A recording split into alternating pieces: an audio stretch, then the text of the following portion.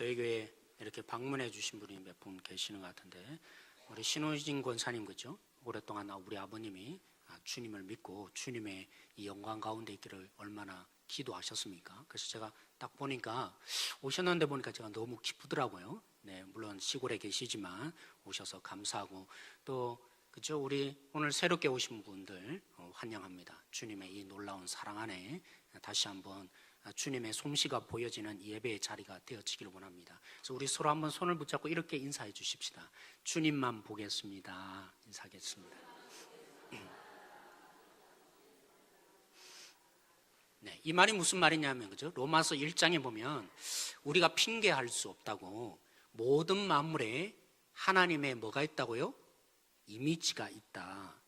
우리가 나쁜 부분들을 많이 보게 되어 있는데, 사실은 알고 보면 아무리 악한 자더라도 그 속에 하나님의 형상과 이미지가 새겨져 있습니다. 그래서 우리 모두가 특별히 오늘 이 예배 가운데 주님을 볼 수 있는 우리 모두가 되어지기를 원합니다. 사랑하는 성도 여러분, 지난번 제가 교회를 섬길 때 부목사로 있었지 않습니까? 한 교구당 한 500명 정도 저희들이 감당해야 했던 것 같습니다. 그런데 한 번은 우리 교인 중에 제가 담당했던 성도 중에 한 분이 권사로 선출되지 못해서 교회에 나오지 않으셨습니다.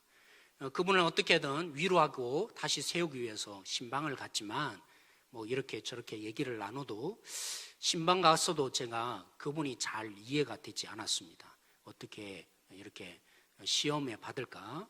그렇게 잘 이해하지 못하다가 교회에 돌아와서 어떻게 하면 이분을 다시 교회로 오게 할 수 있을까 기도하는 가운데 이런 제 옛날의 상황이 떠올랐습니다. 어떤 상황이었냐면, 바로 대학부 시절인데 바로 회장을 세우는 투표의 상황이었습니다. 그 투표에 후보로 3명이 올라왔습니다. 장아무아무개, 박아무아무개, 제가 그죠? 동영상이 나가니까 이름이 나가면 안 되어서. 그리고 누가 있었을까요? 서아무개, 제가 올라가 있었습니다. 그런데 우리가 비밀 투표를 하지만 쪽지에 적어서, 그죠? 칠판에다가 정자로, 그죠? 박아무개, 정아무개, 서아무개 이러면서 이제 결과가 한눈에 보이도록 즉각적으로 발표가 되지 않습니까?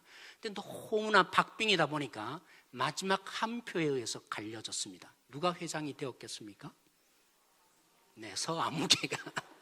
이게 중요한 게 아니라 이 마지막 한 표의 순간이 다가올수록 제 심장이 얼마나 뛰는지 몰랐습니다. 왜 뛰었을까요?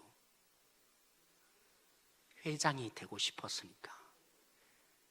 제가 그러지 않으리라 했는데 막상 제 육체와 제 마음은 뭘 원하고 있었습니까? 회장이 되기를 원하고 있었던 거 보여집니다. 왜 회장이 되고 싶었겠습니까? 회장의 자리란 우리 모든 지체들에게, 선배와 후배들에게 제가 저 다른 2명의 그죠? 후보자들에 비해서 나은 존재다, 그들에게 인정받는 자리로 제가 여겨졌기 때문입니다. 사랑하는 성도 여러분, 회장의 자리가 사람들로부터 인정받는 자리로 제가 여겼던 것입니다. 그러니까 회장이 되고 싶고, 회장이 안 되면 나는 저들보다 못한 존재인가 라는 마음이 제 속에 들었던 것이죠. 그 순간이 떠오르니까, 권사님이 그런 마음을 가져서 마치 자기가 인정받지 못하는, 사람들에게 인정받는 자리로, 투표의 자리로 여길 수 있는 것이구나 라는 마음이 떠올랐습니다. 여러분, 우리는 압니다, 그죠? 직분의 자리가 누구로부터 인정받는 자리가 아니라는 것을 적어도 아는 성도들인데, 근데 만만히 그렇습니까? 우리의 이론은 그런데 우리는 쉽지 않습니다. 세상 사람들이 우리의 이웃이 되어야 될 세상이 어떻게 해석을 자꾸 해줍니까? 왜 아직도 권사가 안 됐냐고, 왜 장로가 아직도 안 되었느냐고, 우리에게 암암리에, 그렇죠? 이 세상에 살던 방식으로 자꾸만 직접적으로 말은 안 해주면 뭐라고요? 이렇게 인정받는 자리로 우리를 자꾸만 몸의 반응을 불러일으키게 만듭니다. 여러분, 찬양 620잔 찬양하셨죠? 마지막에 제가 그래서 의도적으로, 그죠? 우리 조은실 집사님에게 마지막 3절을 부를 때는 이 악보대로 쳐주세요 했습니다. 그럼에도 불구하고 우리는 어떻게 불렀어요? 이제까지 부르던 습관대로, 몸에 익숙한 대로 3절을 악보대로 있음에도 불구하고 그렇게 부르지 않고 1절, 2절을 따라 부를 수 있는 그런 존재. 그래요. 끊임없이 우리는 듣는 얘기가 직분이 우리를 향한 어떤 자리가 누구로부터 인정받고 평가받는 자리로 자꾸만 목소리가 들려지는 것입니다. 여러분, 한 프로그램이 있습니다. 여러분도 혹시 이 기독교 방송에 보셨는지 모르지만 처음 초신자 오는 성도들, 그런 교인들에게, 그죠? 교회에 대한 궁금증을 이렇게 질문하고 풀어주는 한 프로그램이 있습니다. 거기에 장로 투표, 인기 투표인가, 이런 질문을 누군가 했습니다. 영상 한번 보시기 바랍니다. 장로 투표는 인기 투표? 네. 지방에서 서울로 이사와 큰 교회로 옮긴 제게 눈에 띄는 한 남자 집사님이 계십니다. 주일 아침이면 주차 봉사부터 중고등부 봉고차 운전, 그리고 점심시간이면 주방 봉사까지 힘쓰는 모든 봉사를 도맡아 하시는 분입니다. 그런 분이 얼마 전 저희 시어머니가 입원하신 병원에도 문병을 오셨다고 합니다. 너무 감사해서 그 이야기를 한 교우분에게 했더니, 아, 그분? 원래 그래.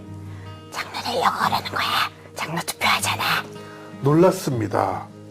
장로라는 직분이 교회에서 중요한 위치인데 인기 투표처럼 이렇게 뽑아도 되는 건가요? 네. 저희 장로교잖아요. 네. 그래서 이제 투표를 항상 한단 말이에요. 사실 저희가 교회에 좀 사람이 많으면 얼굴을 몰라요. 잘. 그러니까 누구신지 모르고 어떤 분인지 모르는데 이제 교적부 보면서 뽑아야 된단 말이에요. 이름도 모르시는 그치, 분들을. 맞아요. 그러면 이제 어떨 때는 이름이 마음에 들면 뽑거나, 맞아. 막 이제 아는 분 몇 분 뽑거나, 아니면 어른들이 와서 이렇게 얘기해 주네. 이럴 때도 있고. 제 친구는 이거 이름만 알면 다 알만한 그런 큰 교회에서 어느 날 아버님이, 이제 시아버님이 전화번호를 이만큼 주시더래요. 그래서 뭐예요 아버님? 그랬더니 여기 다 이제 문자 보내라고. 투표 운동 하시는 거예요. 이렇게 장로님이나 권사님이 되면 교회에서 뭐 월급 줘요? 아니 왜 이렇게 이거를 그러니까요. 받으시려고 그러는 네. 그런 게 있어요? 헌금의 몇 프로를 띄워서. 뭔가 특혜가 있나? 마지막에 나오셨던, 그죠? 당황해하신 분이 목사님으로 이제 답변을 해주시는 김병삼 목사님이신데 이렇게 답변을 하셨습니다. 왜 인기 투표가 되었냐? 우리 직분자들이 그 직분에서 권리를 행사하기 때문에, 권력을 부리기 때문에 문제가 생겼다.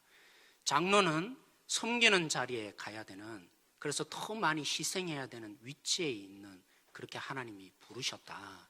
그래서 저희 교회는 다 옳은 건 아니지만 그 김병삼 목사님, 그죠? 교회는 장로님이 되시면 어디부터 시작하게 하냐면 주차 봉사를 시키는 것으로 시작을 하신다라는 것으로 답변을 해주셨습니다. 여러분, 우리가 나쁘게 보면, 그죠? 인기 투표처럼 보이지만 원래는 왜 투표를 한 것입니까?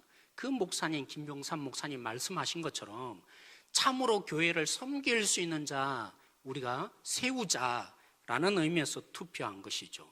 그러다 보니까 어떤 교회들은 교회의 분위기를 조금 더 낮게 하고 섬기는 자가 많으면 뭐요? 더 많이 분위기가 좋아지잖아요. 그래서 교회를 부흥시키기 위해서 장로 선출, 집사님 선출을 하는 교회들이 종종 많이 있습니다.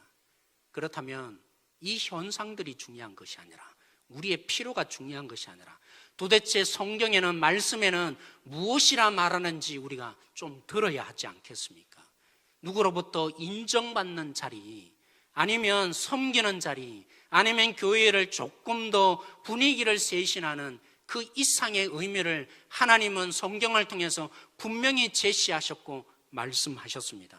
여러분, 지난주 말씀처럼 하나님의 약속하신 거 너희들이 기다려라. 그래서 예루살렘에 모인 120명의 성도들이 뭐 했습니까? 그냥 가만히 앉아 기다린 것이 아니라 1250, 우리 그런 의미에서 하나님의 역사하심을 함께 만나자, 기도하자 한 것처럼 그들이 뭐 했죠? 모여서 기도하기 시작했습니다. 그런 기도 자리 가운데 기도하던 베드로가 오늘 이 본문에 드디어 일어서서 하나님의 감동과 역사 속에 예수님이 여전히 살아서 역사하는데, 사도들을 통해서 그리고 우리를 통해서 역사하시는데, 이 부분을 나타내는 가장 현실적인 부분이 뭘까? 오늘 이 본문이 얘기해 주고 있는 것이죠. 여러분, 베드로가 무엇을 제안합니까? 우리의 형제이자 12명의 사도였던 가룟 유다, 그가 예수님을 배신해서 돈에 대한 탐욕 때문에 예수님을 팔아넘겼는데, 돈 받고 팔아넘겼는데 양심의 가책을 견디다 못해서 뭐 했더라고요? 목매달아 죽었는데, 결국에는 그냥 목매달아 죽은 것으로 끝나지 않고 떨어져서 장자가 나오는 그런 비참한 인생이 되었다. 그럼 그 남은 돈을 어떻게 했냐? 제사장들이 그 돈으로 핏값이란 이름인 아겔마다라는 그 밭을 샀다. 그런데 여러분 보십시오. 이게 그냥 일어난 사건이 아니라 이미 오래전에 다윗을 통해서 다윗이 기도했는데 그 기도한 것이 그대로 이루어진 일입니다 라고 오늘 이 사도, 그렇죠? 베드로가 얘기합니다. 도대체 베드로가 오늘 무엇을 생각했을까요? 기도하는 가운데 다윗에 무엇이 떠올랐던가요? 다윗은 이렇게 기도했습니다. 하나님, 악한 자가 지도자로 있으니까 너무나 악함이 온 땅에 퍼집니다. 그러니까 진짜 지도자가 없는 이 땅 가운데 하나님, 저 악한 자 빨리 생명을 데려가셔야 합니다. 그래서 다른 지도자가 세워져야 우리 가운데 하나님의 이 의미가 제대로 흘러갈 수 있지 않겠습니까? 이렇게 기도했는데 그 기도한 사건이 그대로 오늘 우리 가운데 이루어졌기 때문에 우리가 한 사람, 결혼된 이 여기에 12명의 사도, 이 가룟 유다가 배신해서 11명이 된 여기 속에 하나님의 뜻을 따라 한 사람을 세우는 것이 당연한 것입니다. 이게 하나님의 뜻입니다 라고 베드로가 설교했고, 그 설교대로, 그렇죠? 오늘 드디어 한 사람이 세워집니다. 여기서 우리가 주목해야 될 한 단어가 있습니다. 여러분 17절 말씀 보십시오. 17절 말씀해 보시면 이 사람은 본래 뭐라고요?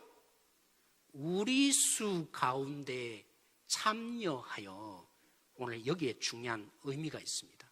뭐라고요? 우리 수라고요. 그리고 26절에 보면 제비를 뽑아서 결국 후보자인 두 사람 중에 한 사람을 세웠는데 뭐라고 합니까? 26절 말씀에 이렇게 말합니다. 제비 뽑아 마띠아를 얻었으니 그가 11사도의 수에 들게 되니라. 수를 얘기하고 있습니다. 베드로가 무엇 때문에 이 한 사람을 세웠겠습니까? 여러분, 예수님의 제자라면 여러분 몇 명을 생각합니까? 12명을 생각하시죠. 근데 실질적으로 예수님을 쫓았던 제자들이 몇 명인지 아십니까? 12명 아니었습니다. 고린도전서 11장에 보여지는 것처럼 적어도 500명 이상이 되는 제자들이 있었습니다. 근데 우리는 왜 12이라고 자꾸 얘기합니까? 왜냐하면 성경에 누구 얘기가 자주 나옵니까?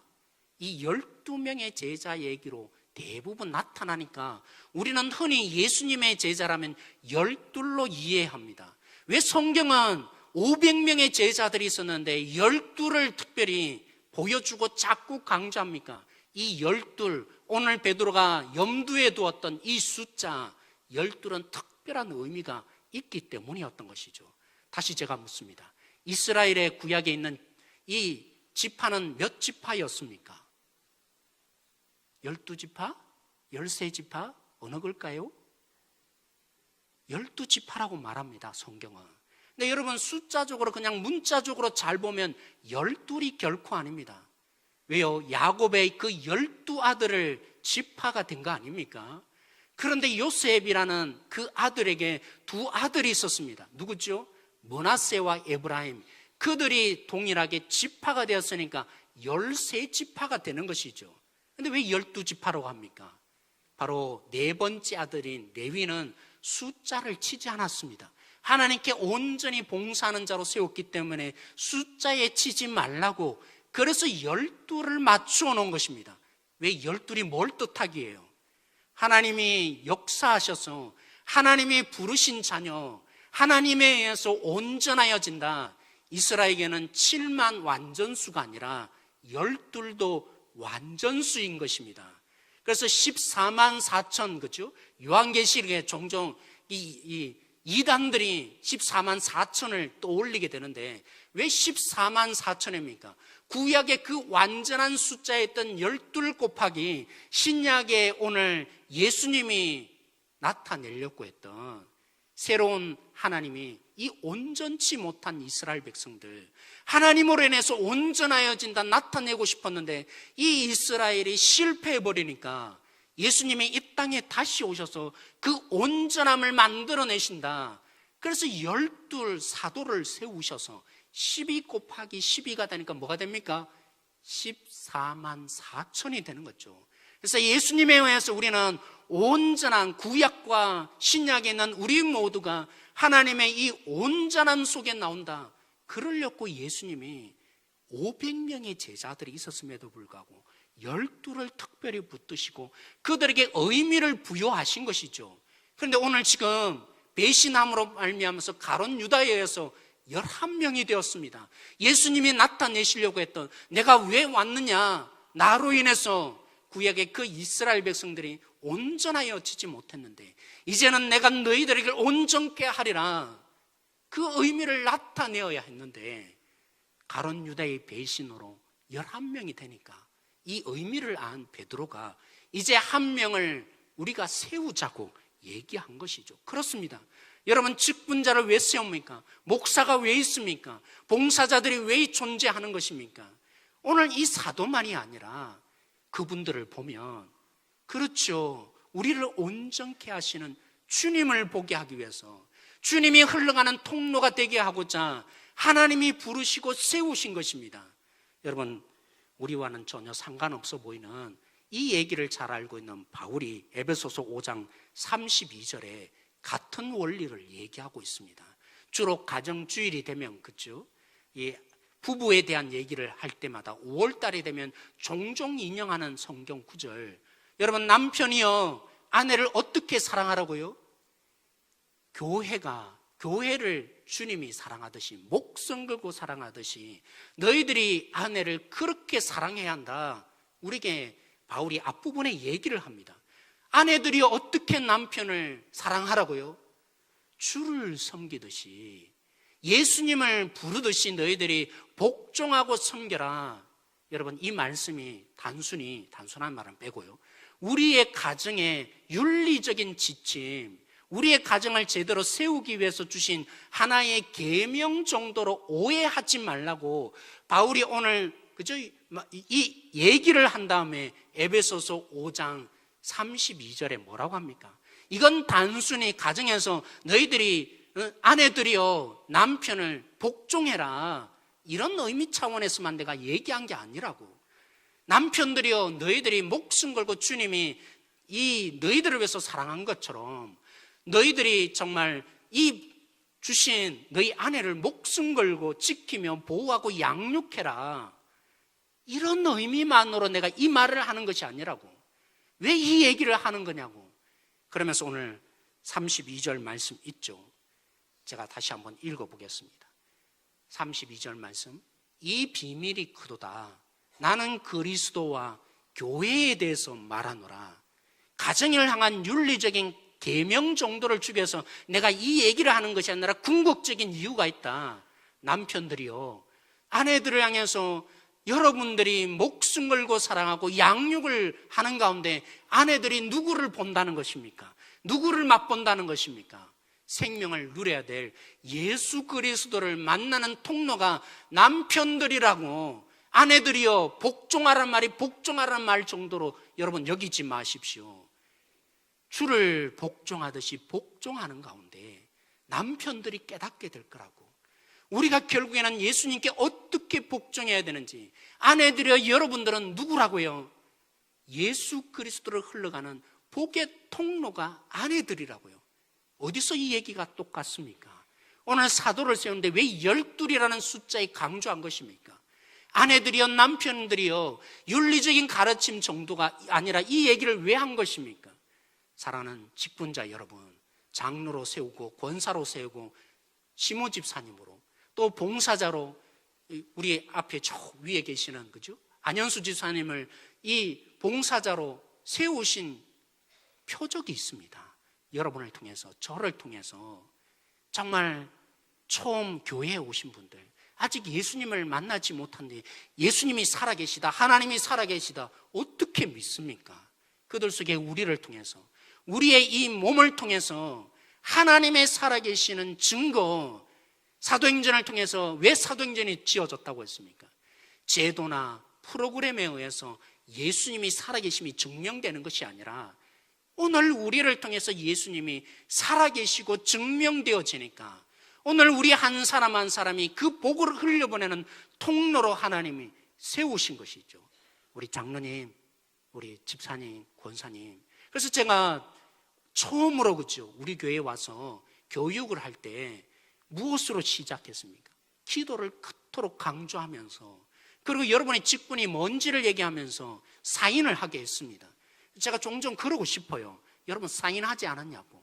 여기 사인한 대로 하셔야 되지 않냐고. 이러면 제게 직분을 또 오해할까 봐. 아, 목사니까 해야지, 장로니까 해야지, 권사니까 해야지, 그렇게 또 오해가 흘러갈까 봐 제 고민 속에 여전히 기다리고 있습니다. 뭐 때문에요?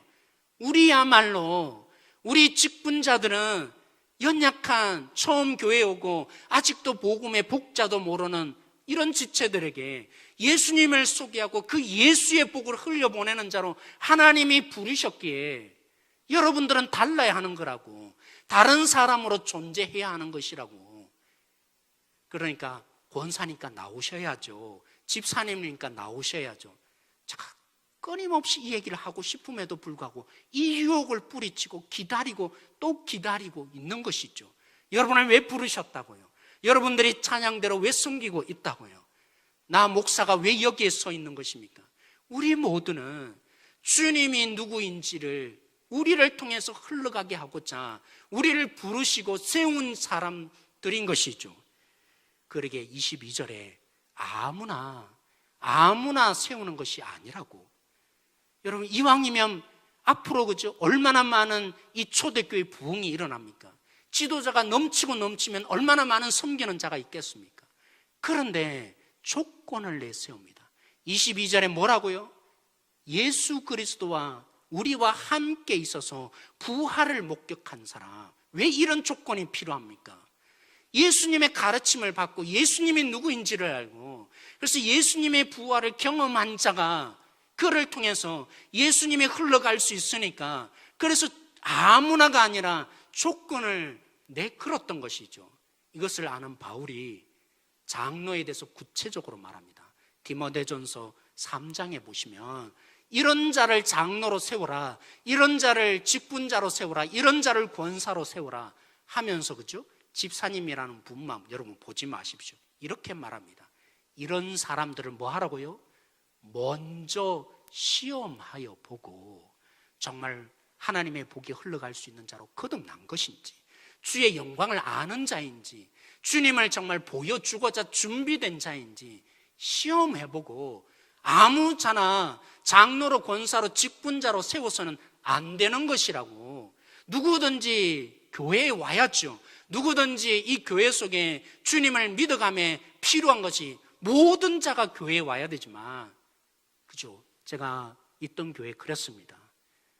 본인이 목회자가 주님을 드러내는 자로 서 있는, 주님이 기름 부으신 것만이 아니라 오늘 이 말씀처럼 하나님을 드러내려고 예수 그리스도를 그를 통해서 흘러가는 통로로 하나님이 부르셨는데 여자 문제가 생기고, 또 그러면서 재정적인 문제가 생기니까 가장 가까이 있는 장로님들이 그죠, 교육자들을 어떻게 받겠습니까?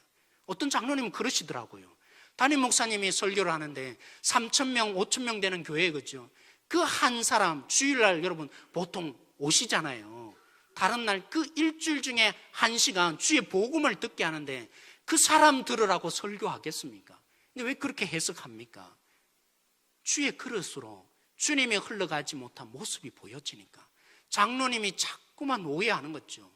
우리 교육자들이 너무 숫자가 많다 보니까, 그래서 그죠, 뭐 했냐면 이 정말 한 일체 공동체가 안 되면 안 되니까, 그래서 일주일 중에 1시간을 내어서 그죠, 운동을 냈어요. 어떤 장로님이 마음에 안 드는 거죠. 왜요? 이 사역을 해도 시원찮을 판인데 놀고 있다고. 왜 그렇게 해석합니까? 목회자를 통해서 주님을 경험하지 못하니까, 주님의 의미를 깨닫지 못하니까, 그렇게 흘러가는 통로가 되지 못하니까 모든 목회자가 그 상처 입은 것으로 그 한 사람을 보게 되는 일들이 일어나게 된 것이죠. 사랑하는 성도 여러분, 우리 모두는 어떤 자여야 합니까? 어떤 자로 하나님이 구원하셨고 우리를 부르셨습니까? 우리는 예수님이 흘러가는 복의 통로입니다. 예수님이 우리를 통해서 이 땅 가운데 살아계심을 증명하고자 여전히 이 땅을 놓치고 싶지 않아서 하나님이 말씀하시고 말씀하셨는데 듣지 않는 이 세상, 망해버리라고 하는 것이 아니라 우리를 구원하셔서 우리를 통해서 이 하나님의 생명을 저들 속에, 들을 수 없는 저들 속에 우리가 복음의 그릇이 되어서 나타내게 하시려고 이 땅을 놓치고 싶지 않으셔서 우리를 특별한 자리로 부르시고 사명을 주신 것이죠.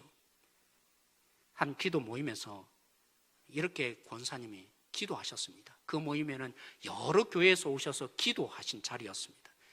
이때가 어떤 자리였냐면 바로 디모데 후서 3장에 있는 본문으로 말씀을 묵상하고 기도 제목을 삼는 자리였습니다. 근데 그 권사님이 이 말씀을 읽으면서 찔리는 거죠. 왜냐하면 여러분들 읽어보시면 알겠지만 여러 가지 자격 조건을 얘기하거든요. 이런 자가 권사가 돼야 된다고, 이런 자가 장로가 돼야 된다고 하니까 이 말씀이 얼마나 찔리겠어요? 저도 그죠. 때로는 그렇습니다. 이랬다고 그래요. 어떤 친구끼리 서로 얘기하는데 너희 아버지는 보니까 참 마음도 좋고 뭐든지 다 받아줄 것 같은데 너희 가정에 행복해 보인다고. 근데 시연이가 빙그레 웃기만 했습니다. 왜 그랬을까요? 좋은 모습만 있는 게 아니라 저도 연약하고 부족한 모습이 있잖아요. 여러분에게 보여지지 않는 연약한 모습이 제 속에 있잖아요. 우리 모두는 그렇습니다. 말씀에 비춰보면 자격이 맞는 사람 어디에 있겠습니까? 자격 조건에 정말 온전히 합당한 사람 어디에 있겠습니까? 그래서 그 권사님 말씀 앞에 정직히 서고 보니까 하나님, 이런 자가 무슨 자격이 있을까요? 제가 권사의 직분을 내놓아야 하지 않을까요? 고민하며 갈등하며 있는데 예수님이 이런 마음을 주시는 것 같더래요. 권사야, 네가 무슨 자격이 있어서 내가 너를 부른 줄 아냐? 너로 인해서 권사의 직분을 감당하지 말고 이제부터는 나로 인해서 권사의 직분을 감당해서 나를 보여주는 자 좀 되라. 격려가 위로가 되었습니다. 이렇게 적용한 것이 잘못되었을까요? 우리 성경 구절 한번 찾아보기를 원합니다. 디모데전서 3장 16절 말씀입니다. 우리 같이 한번 읽어보기를 원합니다. 디모데전서 3장 16절 말씀 같이 읽겠습니다. 시작. 그도다 경건의 비밀이요 그렇지 않다 하는 이가 없도다. 그는 육신으로 나타난 바 되시고 영으로 의롭다 하심을 받으시고 천사들에게 보이시고 만국에서 전파되시고 세상에서 믿음 바 되시고 영광 가운데서 올려지셨느니라. 여기서 말하는 그가 누굴까요? 오늘 이 앞부분에 무슨 내용이 있었죠? 디모데전서 3장 우리는 읽지 않았지만 장로를 세우려면 이런 자격이 갖추어져야 된다. 안수 집사를 세울 때 이런 자격이 갖추어야 된다. 여자 집사님, 오늘 말하면 우리 권사님을 세울 때 이런 자격이 갖추어져야 된다. 쭉 얘기를 해왔습니다. 그런 자격 조건들이 결국에는 무슨 예를 든 거냐면 경건에 대한 얘기를 든 것이라고요. 그래서 오늘 바울이 결론을 내리면서 뭐라고요? 크도다 이 경건의 비밀이요. 사랑하는 성도 여러분, 우리의 경건이 어디서 옵니까? 우리가 그렇죠? 쉽게 얘기하면 장로를 세울 때 이렇게 말합니다. 장로는 한 가정의 남편으로서 이 모든 자녀들이 그에게 자발적으로 복종하는 자가 돼. 여러분, 오늘 이 땅에 자발적으로 자녀들이 잘 복종합니까? 잘 안 하잖아요. 얼마나 찔리는 말씀입니까? 얼마나 그가 대단해야만 자녀들이 그죠? 나 아버지니까 복종해 이런 의미가 아니라 자녀들이 그 아버지를 보고 우리 아버지라면 뭐든지 다 오라, 그런 자가 장로가 되어야 된다고 하는데 이게 자격 조건 정도를 얘기하는 게 아니라고요. 크도다 뭐라고요? 경건의 비밀이요 하면서 이 경건이 어디서 온 것이라고 말합니까? 내 힘이 아니라 이 땅 가운데 육신을 입고 오신 그 예수님, 그 예수님이 나의 속에 경건으로 살도록 만드시는 능력을 주시고, 그 예수님이 내 속에 있을 때 그 예수님이 이 땅 가운데 육신으로 사셔서 얼마나 많은 어려움과 아픔을 겪었습니까? 근데 모두에게 하나님 앞에 옳은 것만이 아니라 모든 사람에게 옳은 자로 서는, 결국에는 부활의 영광의 주님이 너희 안에 있다. 그로 인해서 너희들이 경건하여지고 그 주님을 흘려보내는 자 너희들이 되라고. 그렇죠. 사랑하는 성도 여러분, 완벽하여야만 주님이 우리 가운데 흘러가는 것으로 오해하지 마십시오. 어떤 분들은 나 같은 사람 어떻게 전도합니까? 나 같은 사람이 어떻게 우리 가족들에게 전도합니까? 극히 오해한 것입니다. 우리는 완벽한 자로 전도해낼 수 있는 존재가 결코 아닙니다. 어떨 때 우리가 완벽해집니까? 좀 부족해도, 좀 모나도, 좀 실수가 있더라도 예수님을 보여주는 자로 이 땅에 살 때 하나님이 인정하십니다. 너 온전하다고, 완벽하라고 요구하는 것이 아니라 온전한 직분자라고 주님이 말씀하시고 이 땅 가운데 흘러가는 통로가 되게 하는 것이죠. 우리 주님만 보십시오. 우리 주님이 정말 스펙이 많았습니까? 우리 주님이 약점 하나 물론 없으셨지만, 죄 없으셨지만, 우리 주님이 정말 강한 자로 이 땅 가운데 3년 동안 사시며 사역하셨습니까? 우리를 부욕하기 위해서 가장 연약할 대로 연약한 자리 우리 주님이 가심으로 하나님을 보여주셨습니다. 여러분, 모든 상황에서 기뻐하라고 그랬지만 예수님이 어떻게 하셨어요? 때로는 우셨어요. 그 예수님이 때로는 이 상을 뒤엎으시며 화를 내셨습니다. 오해하지 마십시오. 우리 예수님이 그토록 연약한 가운데 하나님이 누구인지를 완벽하게 드러내시는 삶을 사셨습니다. 때로는 그렇죠. 우리가 좀 부족하면, 못하면, 그래, 우리의 진짜 리더는 예수님이지. 심지어는 우리의 악함이 오히려 예수님을 더 완벽한 자로 보게 만드는, 주님께 달려가게 하는, 주님만 의지하게 되는 통로까지 되게 합니다. 사랑하는 성도 여러분, 오늘 우리가 그 주님을 드러내는 자로 우리를 부르셨습니다. 그래서 오늘 가룟 유다를 대신해서 뽑는데 어떤 방식으로 선출합니까? 이걸 그렇죠, 우리 교단이 한때는 오해를 했습니다. 이 문자적으로 보니까 어떻게 뽑았겠어요? 제비를 뽑았어요. 그렇죠? 우리 교단에 가장 먼저 되는 리더, 총회장을 뽑는데 보라고. 왜 그렇게 했냐면 너무나 비리가 많으니까 돈을 주고 나 좀 뽑아달라고 하니까 건조를 하려고 해도 안 되니까 최후의 방편으로 쓴 게, 그러면 어떻게 하냐, 제비 뽑자. 사도행전에도 기록되지 않았냐. 그런 방식으로 제비 뽑는 방식을 선택하기도 했습니다. 근데 이 말은 무슨 뜻입니까? 제비 뽑기를 하면 된다는 뜻입니까? 아닌 거죠. 이 뒷부분에 보시면 두 후보 중에 그죠, 마띠아와 요셉이라는 사람이 있습니다. 이 두 사람 가운데 누구에 대한 정보가 더 많습니까? 마띠아가 합당한 자다. 만약 그러했다면 마띠아에 대한 여러 가지 얘기가 나타날 텐데 이름 단 한마디 나타납니다. 오히려 누구요? 요셉이라는 사람. 이 사람에 대해서 그가 누구의 아들이냐면 그죠? 이 안식일의 아들이다 라는, 이런 아들이다 정보를 주고, 요셉이라고 하면 그 당시 요셉이 너무나 흔한 이름이어서 그의 별명이 있었다. 유수도라는 별명이 있었다. 여러분, 이 부분을 우리가 아셔야 합니다. 사람으로부터 인정받아서 세우는 자리, 직분자 아닙니다. 목사가 사람부터 인정받는 자리 아닙니다. 하나님이 부르셨고 하나님이 세우시는 것입니다. 이 얘기를 오늘 이 본문을 통해서 분명하게 선포하는 것이죠. 여러분, 우리가 그죠, 하나님의 감동으로 하나님이 부르셔서 때로는 교사의 자리 갑니다. 때로는 찬양대로 서는 것입니다. 누군가를 날 인정해 주기 때문에. 인정이 없으면 우리는 결국 내려놓게 되는데, 그것이 우리에 있는 본질의 자리 아닙니다. 장로님을 왜 세우셨습니까? 우리 권사님을 왜 세우셨고 저를 왜 세우셨습니까? 그리고 우리 찬양대가 왜 이 자리에 있는 것입니까? 하나님이 우리를 불러서 사람들이 인정해서가 아니라, 사람이 그를 세운 것이 아니라 하나님이 우리를 세우셔서 부르셨고 힘을 주시며 능력을 주시는 자리인 것입니다. 말씀을 정리합니다. 주님은 부활하셔서 하나님 우편에 가셨지만 어떤 제도나 행사로 살아계신 것이 아니라 오늘 예수 그리스도를 믿는 우리를 통해서, 사람을 통해서 여전히 살아계심을 증명하십니다. 그래서 직분은 사람으로부터 인정받는 이상이어야 합니다. 섬김의 이상이어야 합니다. 교회의 분위기를 조금 더 바꾸기 위해서 직분자를 선출하는 것 결코 아닙니다.